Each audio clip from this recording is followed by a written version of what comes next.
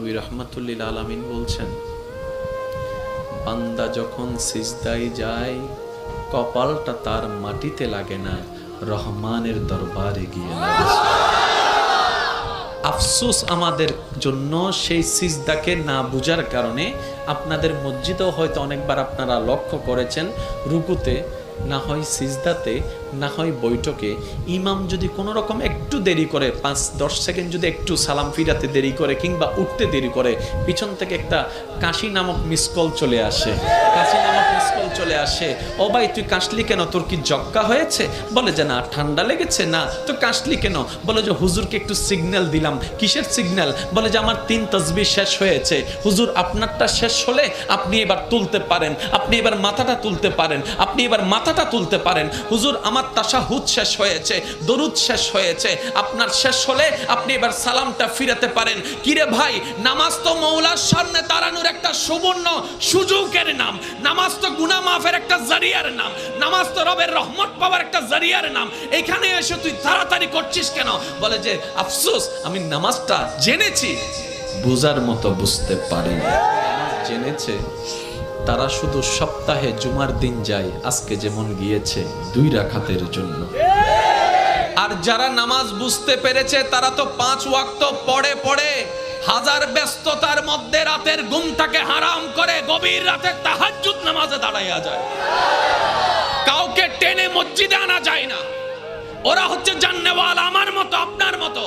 আর যারা নামাজকে বুঝতে পেরেছে, নামাজের স্বাদ বুঝতে পেরেছে, নামাজের মজা বুঝতে পেরেছে, রুকুর মজা বুঝতে পেরেছে, সিজদার প্রশান্তি বুঝতে পেরেছে, তাদেরকে টেনে সিজদা থেকে তোলাও যায় না। সেজন্য এখন আপনারাই সিদ্ধান্ত নেন, কি জানার তলে থেকে ঝগড়া করবেন নাকি বুঝার তলে থেকে মওলার সাথে প্রেম করবেন। আপনাদের ব্যাপার, এটা আপনাদের ব্যাপার, আপনাদের ব্যাপার, যার যার ব্যাপার। সব একটা কথা বলি, আল্লাহ আমাদেরকে দুনিয়াতে যতটুকু বিশা দান করেছেন, অর্ধেক হায়াত শেষ, বাকি আছে আমাদের অল্প একটু। ভাইয়া ভাইয়া একটু বাকি আছে, আমারও আপনারও, আমাদের সবার। মরার সময় অন্তত এমন কিছু রেখে যেন না যেন এলাকার মানুষ আপনার মৃত্যুর সংবাদটা শুনে আলহামদুলিল্লাহ বলে। এমন কিছু রেখে যেন না যেন আপনার ছেলেরা, আপনার নাতিরা আপনার নাম শুনলে যেন লানত দেয়। এটা জীবন নয়, এটা জীবন নয়, এটা জীবন নয়।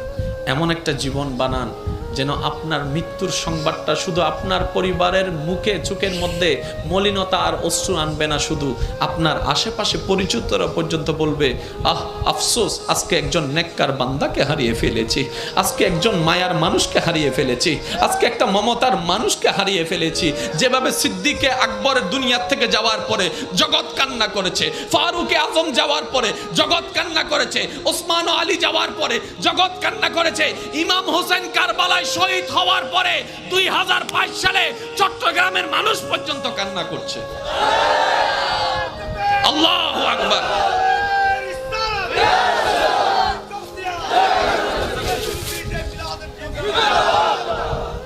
কে দিছে? কে দিছে এটা? মাশাআল্লাহ, মাশাআল্লাহ, মাশাআল্লাহ, আলহামদুলিল্লাহ। আমি রাখছি, সবাই বলেন একবার মারহাবা। তাহলে একটার নাম জানা। অনেকে বলবেন, হুজুর এই জানা এবং বুঝা শব্দ নিয়ে এতক্ষণ সময় পার করে দিলে কেমনে হবে? ভাই, জানতে বেশিক্ষণ লাগে না, বুঝতে একটু সময় লাগে। এবার আসেন, জানাটা হয় কোন জায়গায়, বুঝাটা হয় কোন জায়গায়। মনোযোগ, মনোযোগ আছে। এবার আগে একটা কথা আমি শুনতে চাই, ওলামায়ে কেরাম এবং মুরব্বীরা যারা স্টেজ আছেন, আপনারা কেউ রেসপন্স দিবেন না, শুধু আমার ভাই যারা আছেন রেসপন্স দিবেন। সফল হতে চান না ব্যর্থ হতে চান? আরেকটু জোরে। কবর কি অন্ধকার বানাতে চান না আলোকিত বানাতে চান? হাসরে কি বেইজ্জত হতে চান নাকি ইজ্জত পেতে চান? জাহান্নাম পেতে চান না জান্নাত পেতে চান? আর এই সবগুলা পাওয়ার জন্য একজনকে খুশি করতে হবে, তিনি কে? সুতরাং আল্লাহকে যদি খুশি করতে মনই চায় তাহলে কিছু কাজ করতে হবে, কিছু কাজ বাদ দিতেও হবে। এমনি তার হবে না, কিছু কাজ করতে হবে, কিছু কাজ বাদ দিতে হবে। এবার আসেন, জানা আর বুঝা। আমরা জানি কোন জায়গা থেকে আর বুঝি কোন জায়গা থেকে, এই জিনিসটা একটু আইডেন্টিফাই করার দরকার। আচ্ছা আচ্ছা, এটা কি? আমি তো কিচ্ছু বলি না, আপনারা বললেন সবাই মোবাইল, কিন্তু কেউ এটাকে লাইট বললেন না কেন? শুনুন, এই জিনিসটা সর্বপ্রথম যখন আপনি দেখেছেন জীবনে, কখন দেখেছেন আপনার মনে নাই, কিন্তু যখনই দেখেছেন, চিনেছেন, এটাকে মোবাইল নামে আপনি চিনেছেন, পরিচয় করনেওয়ালা মোবাইল নামে পরিচয় করাই দিয়েছিল। ওই দিন থেকে আপনার চোখের ক্যামেরা সেটাকে ছবি তুলেছিল। ওই চোখের ক্যামেরাটা ছবি তোলার সাথে সাথে সেটা মেমোরি কার্ডে সেভ হয়েছে। আর মেমোরি কার্ডে সেভ হওয়ার সময় এখানে লেখা ছিল মোবাইল।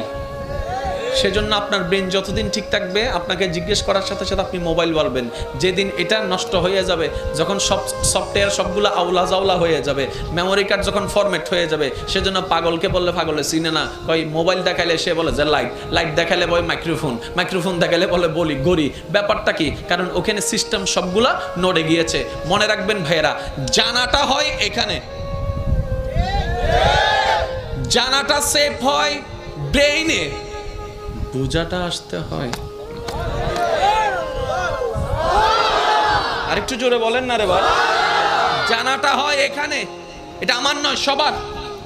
জানাটা হয় এখানে, বোঝাটা হয় এখানে। এবার সমাজ অসুন্দর হচ্ছে মানুষের কারণে, পরিবার অশান্তি হচ্ছে কোনো না কোনো মানুষের কারণে। কি নষ্ট হয়ে গেল মানুষটার? হাত বলে যে না, নাক বলে যে না, বলে যে মনটা নষ্ট হয়ে গিয়েছে, মনটা নষ্ট হয়ে গিয়েছে। এই মানুষটার মনটা যদি সুন্দর হয়, সব কিছু সুন্দর হয়। মাকে জানলাম, বাবাকে জানলাম, স্বামীকে জানলাম, স্ত্রীকে জানলাম, বড় ভাইকে জানলাম, ছোট ভাইকে জানলাম, ন্যায় কি জানলাম, অন্যায় কি জানলাম, ভালো কি জানলাম, খারাপ কি জানলাম। পারি না কেন? বলে যে মন থেকে বুঝাটা হয় নাই, মন থেকে বুঝাটা হয় নাই। যখন আপনার জানাটার সাথে মনের বুঝাটা চলে আসবে, আপনি তখন বুঝতে পারবেন আপনার জান্নাত। আপনার মাকে দেখলে শুধু মা মনে হবে না, মনে হবে একটা জান্নাত আসতেছে, জান্নাত আসতেছে, জান্নাত আসতেছে। বাবাকে দেখলে মনে হবে না বাবা আসতেছে, মনে হবে জান্নাতের দরজা দাঁড়ায় আছে। সুবহানাল্লাহ, আল্লাহু আকবার। এবার একটু খেয়াল করবেন, ভালোবাসা ছাড়া সংসার হয়? আপনারা যেটা বলবেন আমি সেটা নিয়ে আগাবো। ভালোবাসা ছাড়া সংসার হয়? ভালোবাসা ছাড়া পরিবার টিকে? ভালোবাসা ছাড়া আপনার ব্যবসা টিকবে? ব্যবসার প্রতি যদি আপনার ভালোবাসা না থাকে, শেষ। কারণ 9টার দোকান আপনি খুলবেন 3টায়, কাস্টমার একটা আসছে, আপনার ওই বোরিং লাগছে, ব্যবসা ব্যবসা। তাহলে ভালোবাসা ছাড়া ব্যবসা টিকবে? আপনার যে চাকরি করেন সেই চাকরির প্রতি আপনার যদি ফিলিংস কাজ না করে, চাকরিতে যাওয়ার ইচ্ছা থাকবে না, না গেলে 3-4 দিন আপনার চাকরি শেষ। তাহলে ভালোবাসা ছাড়া চাকরি টিকবে? জোরে বলেন না, ভালোবাসা ছাড়া চাকরি টিকবে? আপনাদের ঘরে যারা রান্না বান্না করে আপনাদের জন্য, আজকে গিয়ে ওনাকে একটু জিজ্ঞেস করবেন, ও মা, ও বউ, ও বোন, এই যে গরমকালে তুই গরমের মধ্যে তুই যে আগুনের সামনে বসে রান্না করিস, তোর কি কষ্ট হয় না? এত কষ্ট তুই সহ্য করিস কেন? তখন স্ত্রী বলবে, স্বামী তোমার জন্য, স্বামী তোমার জন্য, স্বামী তোমার জন্য।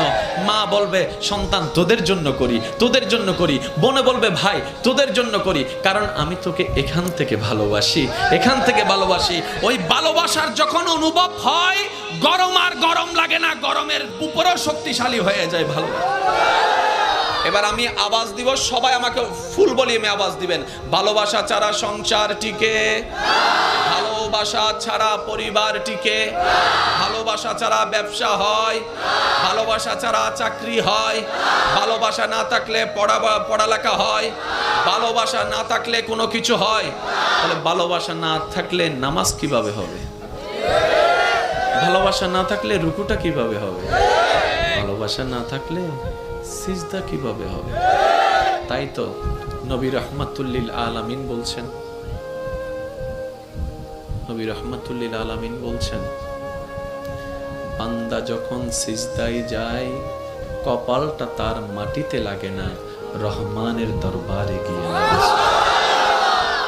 আফসোস আমাদের জন্য সেই সিজদাকে না বুঝার কারণে। আপনাদের মসজিদেও হয়তো অনেকবার আপনারা লক্ষ্য করেছেন, রুকুতে না হয় সিজদাতে না হয় বৈঠকে ইমাম যদি কোনো রকম একটু দেরি করে 5-10 সেকেন্ড যদি একটু সালাম ফিরাতে দেরি করে কিংবা উঠতে দেরি করে, পিছন থেকে একটা কাশি নামক মিসকল চলে আসে, কাশি নামক মিসকল চলে আসে, ও ভাই তুই কাশলি কেন, তোর কি জক্কা হয়েছে? বলে যে না ঠান্ডা লেগেছে। না তো কাশলি কেন?